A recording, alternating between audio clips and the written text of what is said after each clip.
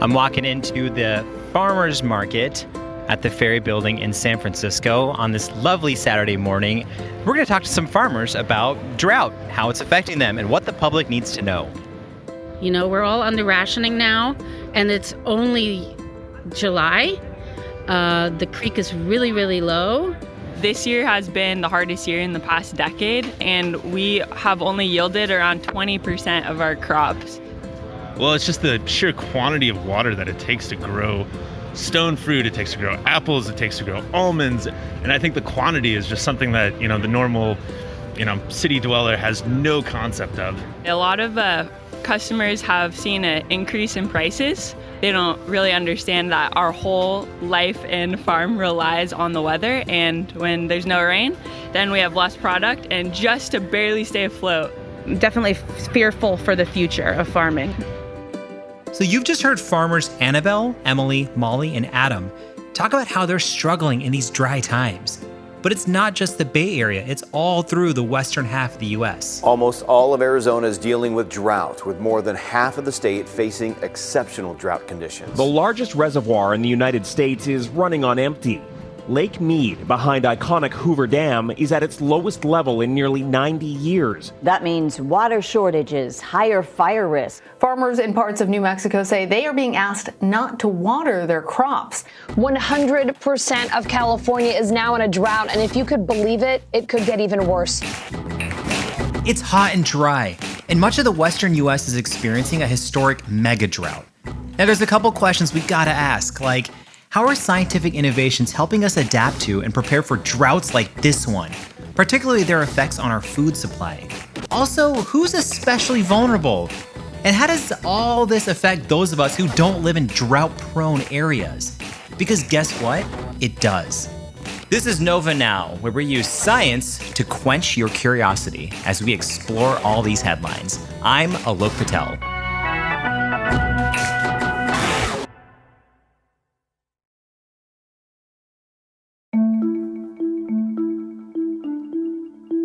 My time at the farmer's market helped me see even more starkly how this mega drought can affect our food security. So even if there's no drought where you live, it impacts all of us. And in this world of smartphones, smart assistants, and GPS navigation, can smart tech save our food from drought? And farmers aren't the only ones thinking about this issue. Some really concerned and tech-savvy teens are rolling up their sleeves too. So I live in the Central Valley in California. When we were hit with a drought, and being an agricultural focused area, it really affects us. My name is John Estrada. I'm 16 years old. My name is Arya Chand. I'm 18 years old. Arya lives in New Jersey. I go to India every year because my grandparents and a lot of my family live there. And when you're driving through there, there's massive fields that they have problems with feeding everybody. When you see that these fields that have all the potential to solve these problems are just sitting with wilted plants, but their lack of really advancements in their irrigation has prevented them from being able to efficiently use their water and therefore keep reserves of their water. So John and Arya are budding scientists. They won top awards in this year's Regeneron International Science and Engineering Fair with a set of impressive projects to address farming's drought issues. Here's John again. One of the biggest issues in farming is it's almost guesswork when to water your plants. It's like you could try to water your plants based on how you think your plants are doing. The problem with that is once you start seeing the telltale signs of drought stress in plants, it's already too late. Your yield is affected. So what I'm hoping to solve is to prevent overwatering in plants, but to also prevent a loss in crop yield. John's project improves on existing tools to track plant thirst with a special camera and a new measurement model. Essentially what my project does is uses pixel by pixel measurements from the canopy temperatures of the plants, and then it uses red, green, and blue light wavelengths, and as well as soil moisture data, and these are used to create an artificial intelligence model that will predict drought stress. This model's one he developed, the AI Drought Assessment Model. That's AI as in artificial intelligence. which is computers simulating human thinking, but faster and more accurately. And John just calls it ADA for short. It's easier. And he found that his ADA model is just as accurate as the current standard at measuring drought stress, the Crop Water Stress Index. But because John's approach uses more direct indicators from the plant, it can alert you to drought stress more quickly, so you can adjust your irrigation even earlier. Also, to take his measurements, John built a robotic arm. Kinda cool. The robotic arm was used so that every time I took a picture, it would be at the same exact spot, the same exact distance from the plant, so that my measurements were completely accurate. There was no margin for error. So the more accurate your measurements are of drought stress, the better you can assess how thirsty the plants are, and the less water you waste. Arya developed his own approach to address this same problem in developing countries where technological and financial resources are more limited. Instead of the farmer having to make their own adjustments and use their intuition to figure out how much water they think each plant should be given, really computers should be deciding that. So he'd have a drone fly around taking measures of crop health, and then send that over to a computer to analyze, which then tells farmers how to customize their water use. There's a term for the kind of innovations John and Arya are working on: precision agriculture. That means applying advanced technologies to target your farming practices more effectively, like drone surveillance or artificial intelligence. Yeah, that's what the kids are into these days. When I was in high school, my science project was swabbing random parts of the skull to see how much bacteria I could grow. But to be fair, I didn't have the robots and drones to play with, so it's a little different. Now imagine just what kind of precision agriculture you could come up with if you had a supercomputer. Which brings us to our next guest. Hello, everybody. My name is Kai Guan. I'm a Blue Waters Associate Professor at University of Illinois at Urbana-Champaign. I read that your grandfather wanted you to be an astronaut. That's true. That's a true story. So my Chinese name is Kai Yu, and literally that means to develop the universe. And then my grandpa really hoped, he gave me that name because he wanted me to be an astronaut. I was always very grateful, and it's inspiring. Well, Guan is not an astronaut. He's an eco-hydrologist studying how plant growth interacts with the environment. He does his research in the so-called Corn Belt of the Midwest. And it's a fitting name because 1/3 of the world's corn and soybean is produced there.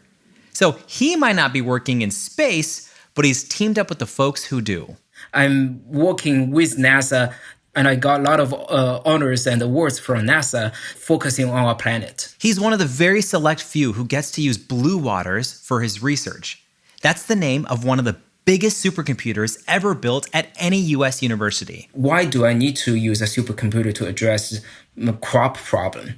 We actually use satellite remote sensing data that you collected from the space, a lot of them by NASA or European Space Agency. The remote sensing data he's talking about are from super high resolution images showing detailed information about farmlands.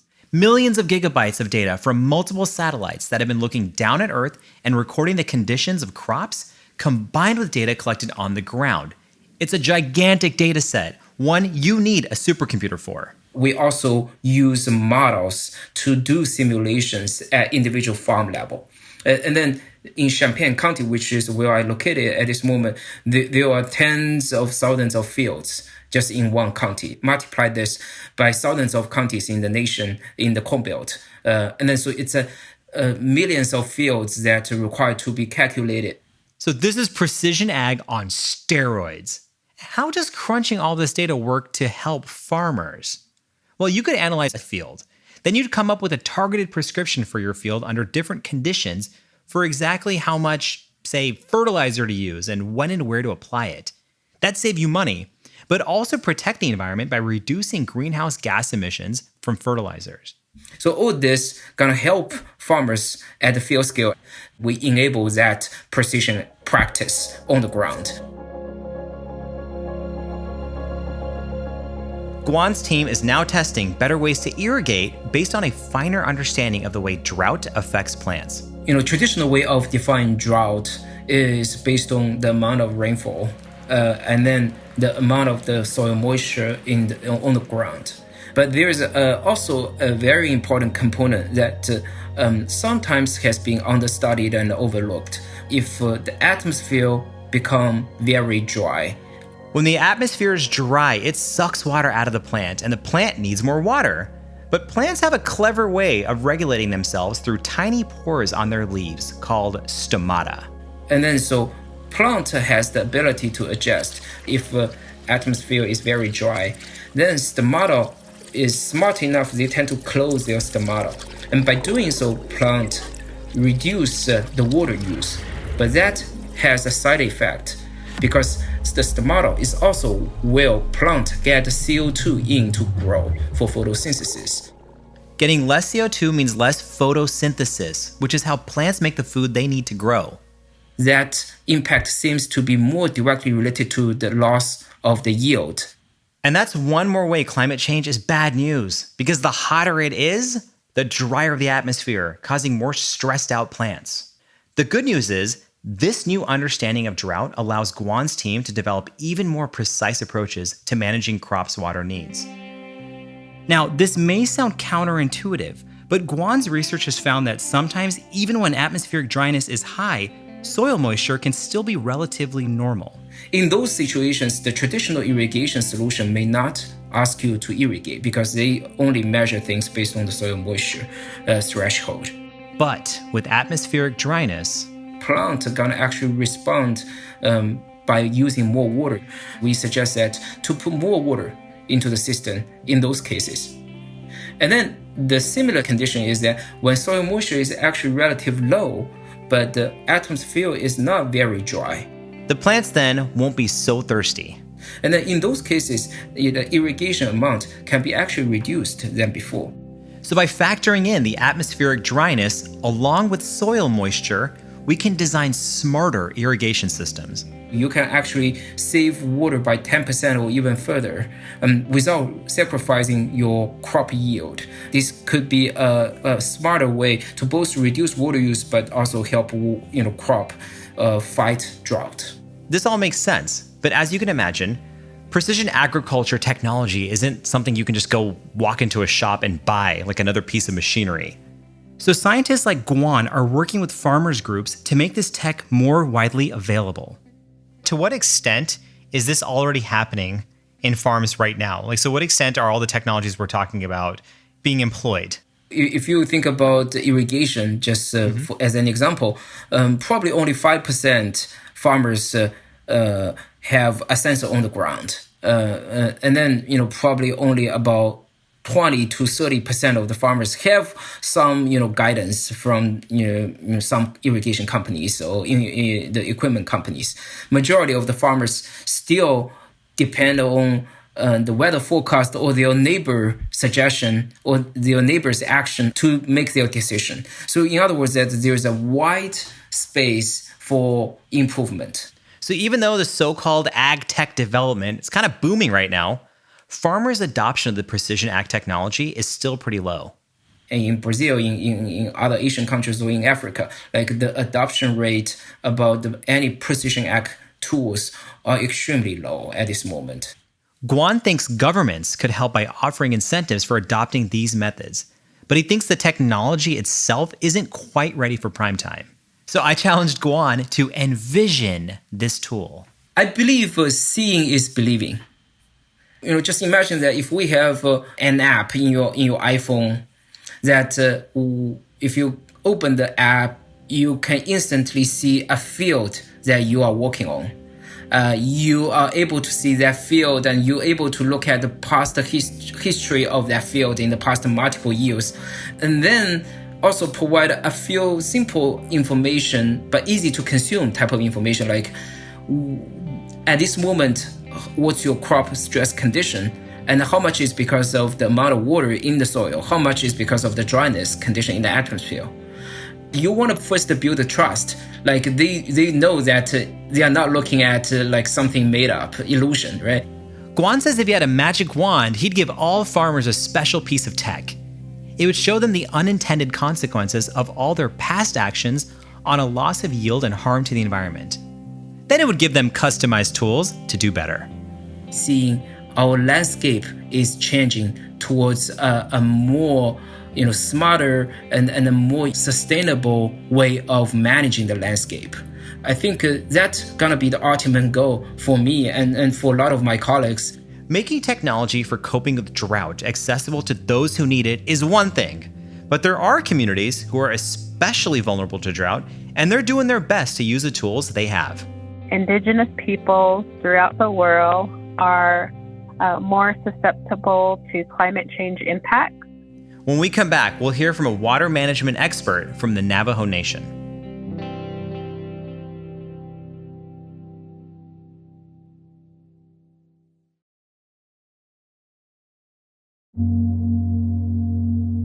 There are over 570 tribal nations in the United States, and not all Native Americans have the same language, the culture, and traditions. And for the Navajos, we don't dance for rain, but we do pray for rain. Crystal Tuli Cordova is based in Rock Springs, New Mexico, and she's a principal hydrologist with the Navajo Nation Department of Water Resources in the Water Management Branch. And when we think about Indigenous people, there's a strong spirituality component that is a part of our identity. She'e Crystal Tuli Cordova Yanashia, Twitch Eatni Nishlan Katnezani Bashashin, Hashkan Hedzoha Edashache Two, Higlini Edashanella, Disto Lijandejgi, Do Tosagai Dan Nasha. That's her introducing herself in the traditional way of the Navajo people, also known as Dene. I am of the Bitterwater clan, born for the Tango People clan. My maternal grandfather's clan is the yucca fruit strung on a line, and my paternal grandfather's clan is the water that flows together. First of all, that's beautiful. Thank you for sharing that. You literally originate from a water clan, and you went on to become a water researcher in hydrology. What's the significance of water for the Navajo Nation? In Dene philosophy, there's a phrase, "Twaeinake." Simply put in English, it is water is life. But when you think about the literal translation, meaning water is our vitality, it provides our livelihood. So it's everything from providing the medicinal plants that we need, providing nourishment for our bodies, and a large portion of our bodies are made up of water. The Navajo Nation is located in the southwestern part of the United States. It's in the Four Corners region within the area of Arizona, New Mexico, and Utah. And it's the tribe with both the largest land area and largest population in the United States. I'm in California, and we're also facing kind of a scary drought season. What image comes to your mind when I say the word drought? The landscape. So being able to see how continuous drought over the past 20 plus years has impacted the Navajo Nation. Evidence of this are definitely the wildlife migration impacts to water haulers as well as public water systems. Water haulers are people who don't have piped water in their homes. So they need to go to a water point to collect their water in containers to use for everyday tasks like hygiene, cooking, drinking, or taking care of pets or livestock. It's important to have a water point in your community because if you don't, then you then rely on unregulated water sources. And the Navajo Nation has had legacy mining issues that have impacted water. And so it's important that people have quality water that they know won't be harmful to their health because there are unregulated waters throughout the Navajo Nation that have high uranium and high arsenic. As we've already heard, lacking water can really impact the food supply, which is already precarious for the Navajo. The Navajo Nation is also a food desert. In addition to being like a high mountain desert, we only have 13 grocery stores for an area similar in size to West Virginia. And when you think about that, it's pretty astonishing. So therefore, many of us have a desire to grow our own food and produce and be able to can and dry food so that we can prepare and make it through the winter.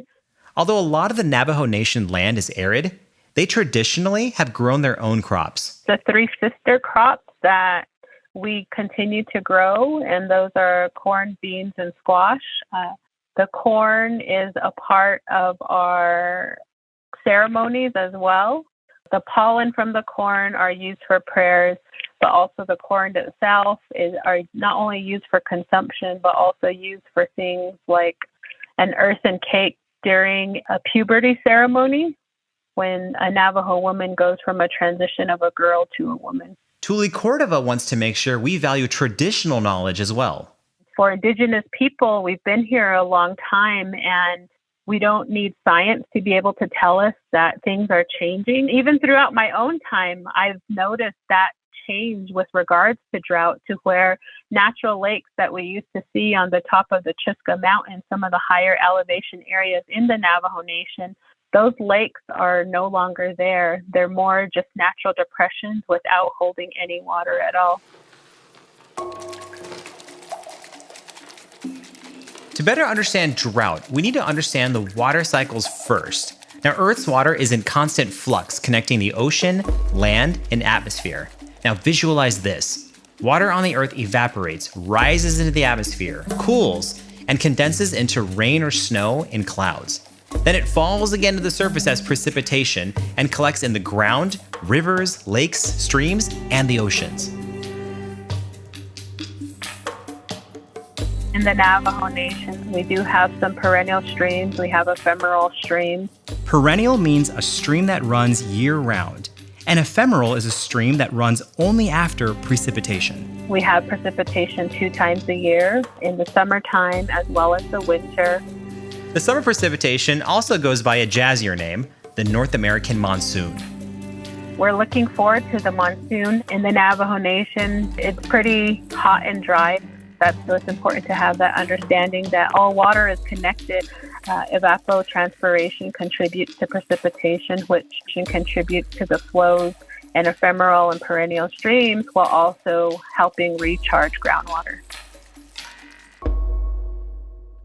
With less precipitation, stream flows decline and the levels of water in lakes and reservoirs decrease. And when dry weather goes on and water supplies are not refilled, an area enters what we know as drought. Actually, there are different types of drought.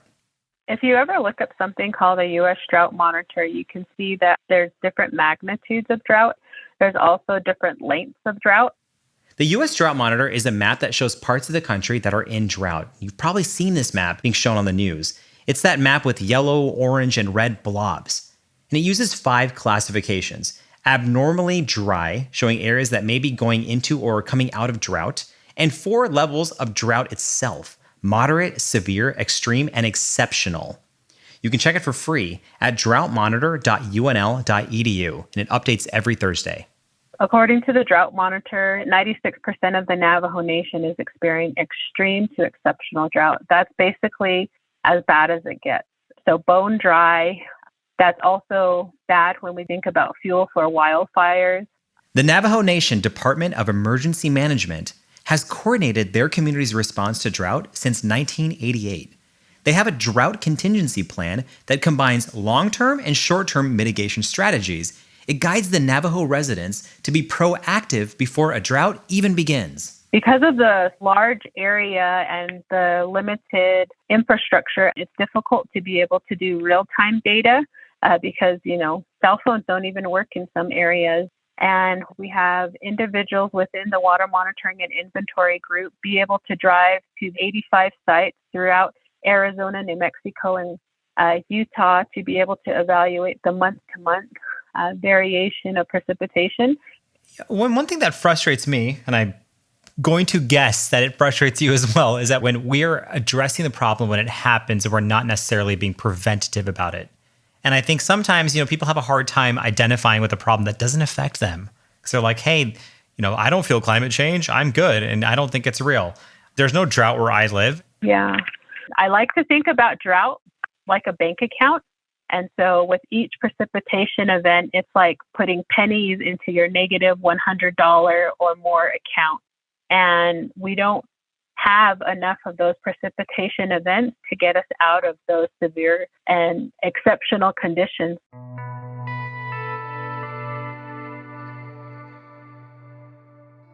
Now back to Dr. Guan. In terms of the current mega drought in the West, he has a few ideas. The first, government investment. To build some good infrastructure as well as design more sustainable water management and water use, gonna really help the local people to prepare. For me, I can develop more technology to help farmers to gain more about one drop of the irrigated water. You just try to make irrigation more efficient. You better use the water, and then also better help farmers to anticipate the drought, such that local people have the response time to really take some actions. With the relentless news about how our planet is heating up and drying out, it's tempting to give in to despair. But when I listen to Guan's excitement about his work and his drive to come up with solutions, I feel the optimism. I get charged up. I would say it's a really, really exciting time too, that the technology reached to the time that enable this generation of scientists to start to convert the imagination to become the reality, to achieve a big thing for the humanity. I really believe so. I think it's about the time. And I also be proud about being an immigrant in this country, and so I'm Chinese, and I stand up for Asian community, and so stop Asian hates. That's very important. Yes, that's very important. That's very serious, and I'm very proud about my origin. But at the same time, I think when we are talking about these big problems about the whole planet, whole nature, there's no differentiation about where you come from. We should fight together as human beings.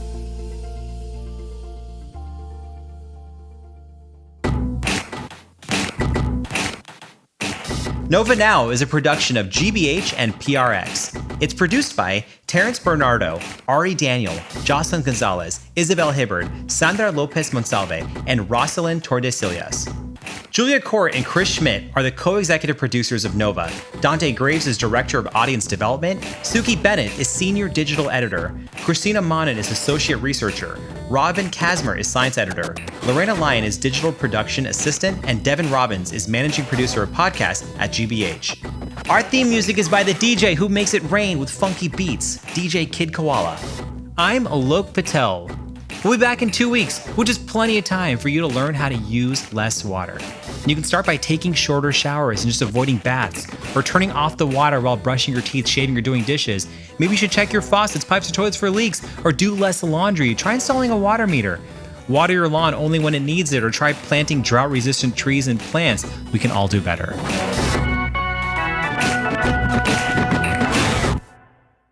GBH.